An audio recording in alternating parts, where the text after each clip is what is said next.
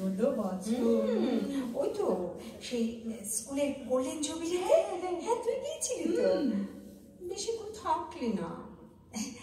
এই তখন বোধহয় তোর বরের অসুখটা। তার 4 মাস পরে তো চলে গেল রে। বিথি ফোঁস করে একটা শ্বাস ফেলল। ভীষণ ভেঙে পড়েছিলাম জানিস। সোনু তখন সবে চাকরিতে ঢুকেছে।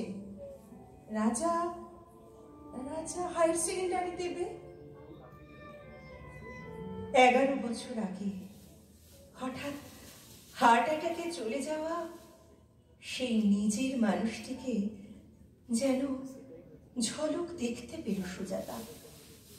ব্যাংকের ব্যস্ত অফিসার রিটায়ারমেন্টটাকে যেন মানতেই পারল না।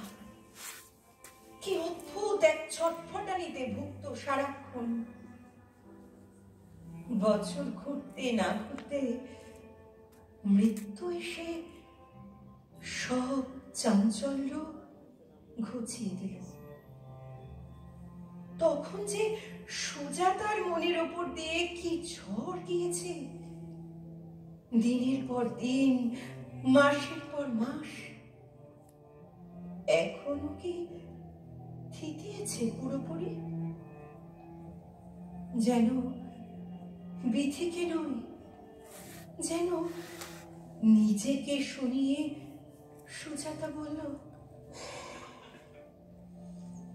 জানি রে, সহেলিদের মুখে শুনেছি তুই কারোর সঙ্গে আর মিশতিস না, কোথাও যেতিস না। হ্যাঁ, ভালো লাগতো না, কিচ্ছু ভালো লাগতো না তখন। সারাদিন শুধু শুয়ে থাকতাম, কেমন কেমন যুবথুবু মেরে গিয়েছিলাম। আমাকে চাঙ্গা করার জন্য সোনু বোধহয় তাড়াতাড়ি বিয়েটা করে ফেলল। সুজাতাকে চায়ের কাপ বাড়িয়ে দিয়ে ম্লান হাসল বিথি। কিন্তু লাভ কি হলো? সোনুর বউকে নতুন খেলনা ভেবে ঘুরে পিঠে মানুষ করতে চাইলাম, তবে তাই কি হয়? সে এখনকার মেয়ে, সে মানবে কেন? হঠাৎ একদিন শুনলাম ছেলে চাকরি বদলে চলে যাচ্ছে দিল্লি। জানিস, তখন বুঝিনি, ছেলের বউকে চরম স্বার্থপর ভেবেছি। এখন টের পাই আমার পুতুল খেলার বাড়াবাড়িতে অতিষ্ঠ হয়ে তারা পালিয়েছে।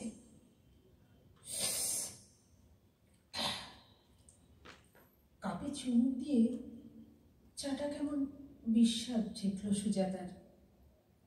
বাবুন আর রোমার সঙ্গে তার সম্পর্কটা ঠিক এই ধরনের নয় ঠিকই, তবে বাবুনের বিয়ের জন্য সে উঠে পড়ে লেগেছিল অনেকটা তো সেই কারণেই। বাবুনের বউ তার সঙ্গী হবে, তাকে একাকিত্ব থেকে মুক্তি দেবে। চাকরি করা মেয়েকে বাবুন নিজে পছন্দ করে বিয়ে করল। সুজাতা যে একা, সে একাই। এখনো কি সে রুমাকে মন থেকে মানতে পেরেছে? মাঝখান থেকে সে বনে গিয়েছে বাবুন আর রুমার সংসারের পাহারাদার। মনোবেদনা গোপন রেখে সুজাতা আলগোছে প্রশ্ন করল, এই তোর ওই বড় ছেলে কি এখনো দিল্লিতে? না, আরো দূরে, দুবাই চলে গিয়েছে। ও, আর ছোটটার কি খবর? এখানেই আছে, চাকরি বাকরি করছে। বাহ, বিয়ে দিয়েছিস তো? আমি আর দেওয়া দিতে ছিলাম না, নিজেরাই করেছি। বিথি খালি কাপ দুখানা রাখলো টেবিলে। কি যেন ভাবতে ভাবতে ছিটের পর্দা ঘেরা জানলায় গিয়ে দাঁড়িয়েছে। আপন মনে বলল, ঠিক করেছিলাম, এবার আর কোনো কিছুতে না গলাবো না, যত সম্ভব দূরে দূরে থাকবো। তাতেও কি স্বস্তি মিলল? ওমা, কেন রে, অসুবিধাটা কি হলো? অসুবিধে? সংসারে ওটাই তো আয়রানি রে, তুই ভাববি এক, লোকে তোকে বুঝবে আর এক। বিথি পায়ে পায়ে খাটে ফিরল। সুজাতার মুখোমুখি বসে বলল, জানিস, রাজা রাজার বউয়ের মনে হতে লাগলো ওদের আমি সহ্য করতে পারি না। নরম ভাবে কিছু বললে ভাবে প্যাঁচ কষছি, স্বর করা হলে তো কথাই নেই, দুজনে হুলুস্থুলো বাঁধিয়ে পাড়া মাথায় করবে। এমন একটা অবস্থা দাঁড়ালো, শামুকের মতো খুঁড়ে খুঁটিয়ে থাকি। না, তখনই ভেবে দেখলাম যত সামান্য সঞ্চয় তো আছে, ফ্যামিলি পেনশনও কিছু খারাপ পাই না, ওই দিয়ে কোনো মতে যদি পড়লে ঝমে চলে এলি। সহজে এন্ট্রি পাইনি।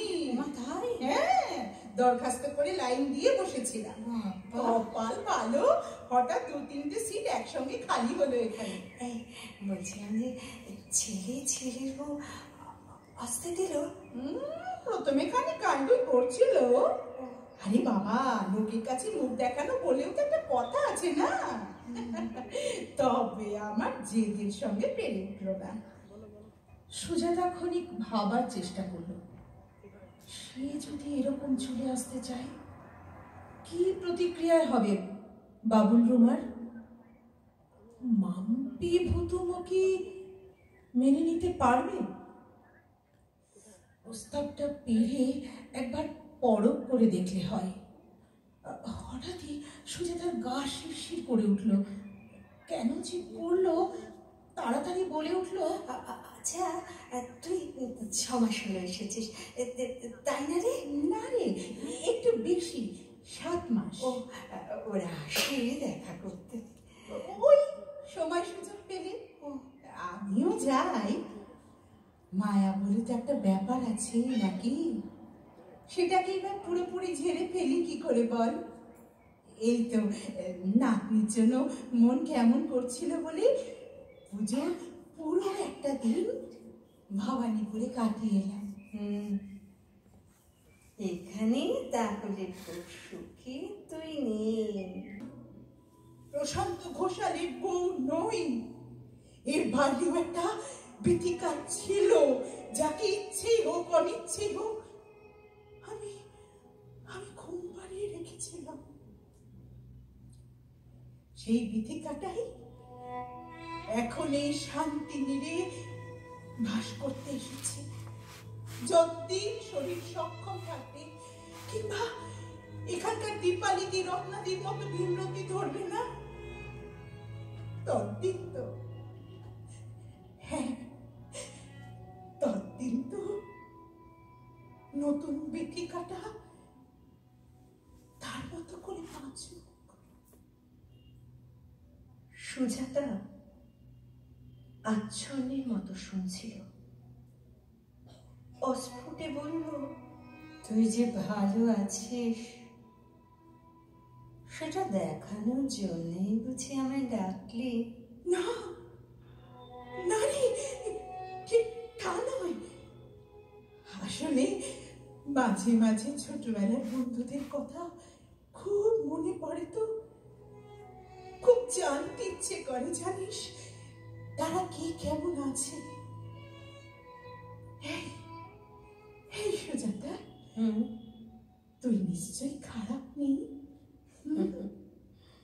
চাকরি বাকরি করতিস, তোর নিজের একটা পৃথিবী ছিল, শুনেছি তোর ছেলেও নাকি খুব বুঝতাম।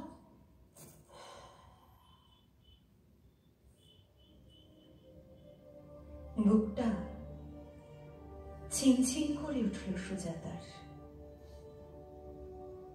সত্যি কি তার কোনো আলাদা ভবন ছিল? আছে,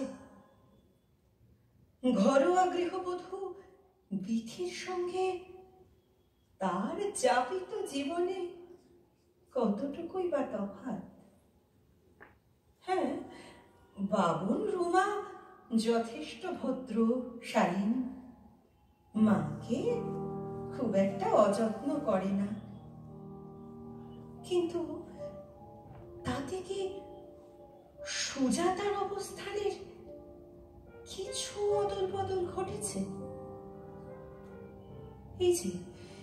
এই যে হঠাৎ হঠাৎ হৃৎপিণ্ড দুক করে উঠছে, অজান্তেই ঘড়ির কাঁটায় চোখ চলে যাচ্ছে বারবার, এটা কার উৎকণ্ঠা? মাম্পি ভৌতমের ঠাম্মার, রুমার শাশুড়ির, বাবুনের মায়ের? অন্তত সুজাতার যে নয়, এ তো হলফ করে বলতে পারে সুজাতা। অঘ্রাণের দুপুর কখন বিকেলে মিশে গিয়েছে, এক টানা বক বক করেই চলেছে বিধি। মুড়ি চানাচুর মেখে খাওয়ালো, শোনাচ্ছে শান্তিনীড়ের আরো অনেকের গল্প। এই বোর্ডার, ওই বোর্ডার, এই দিদি, সেই দিদি। ছেলে মেয়ে আসে না বলে কে সারাদিন গুমড়ে গুমড়ে কাঁদে, কে কবিরাজি কাটলেট কিনে এনে লুকিয়ে লুকিয়ে খায়, কে যেন দিবারাত্র পুজো আর্চা নিয়ে পড়ে আছে, কারা দল বেঁধে সিনেমা দেখতে যায়। কত গল্পই না বলছে রসিয়ে রসিয়ে। কিছু শুনছিল সুজাতা, কিছু শুনছিল না। কেবলই তার মনে হচ্ছিল, না এলেই বুঝি ভালো হতো।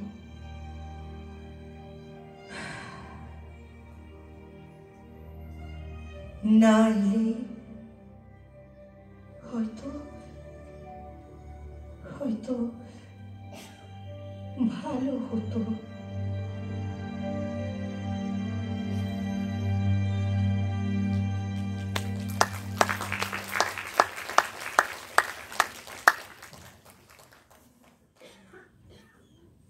আমাদের আজকের অনুষ্ঠান এই পর্যন্তই। সবাইকে আবার একবার ধন্যবাদ জানাচ্ছি। আপনাদের সঙ্গে দেখা হবে আবার আমাদের পরবর্তী আসরে, আগামী 27শে সেপ্টেম্বর 2025 শনিবার।